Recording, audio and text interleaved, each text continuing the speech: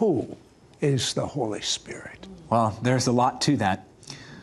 But I like to say that the Holy Spirit is Jesus without boundaries and limitations.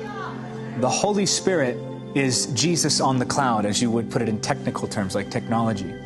The Holy Spirit is the one who gives us boldness to evangelize. Think about what he did with Peter in Acts chapter 2. The same man who denied Jesus now boldly proclaiming the gospel. And for every time he denied Jesus, 1,000 people came to the Lord. Think about the Holy Spirit and how he stirs faith within the soul, causing us to believe for the miraculous in ways that we would not have otherwise believed. The Holy Spirit is the one who helps us to pray, because no man or woman, no matter how anointed they are, knows the way into the presence of God. Only the Holy Spirit knows the way into the presence.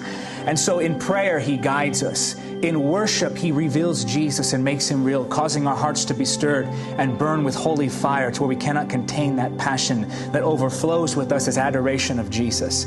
The Holy Spirit is the one who helps us to walk in holiness. So for those who are bound and weighed down by the shame and the sickness that is sin, the Holy Spirit offers freedom. He is the Holiness Spirit, the one who breaks the power and the chains that, even those habits that people have had for years. He breaks those addictions. He breaks those bondages. The Holy Spirit is the one who delivers the captives from demonic oppression.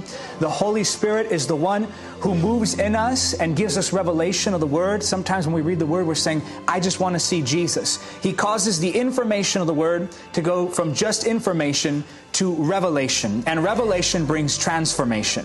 The Holy Spirit is the one who goes with us and gives us the words to speak when we don't know what we should say. In those moments where we're saying, Holy Spirit, help me. I don't know how to win this one to the Lord. I don't know how to speak. The Holy Spirit will stir within you words that come straight from the Father. The Holy Spirit is the one who opens the heart of the sinner, causing them to go from stubborn, stone-hearted individuals to people who bow before Jesus as Lord.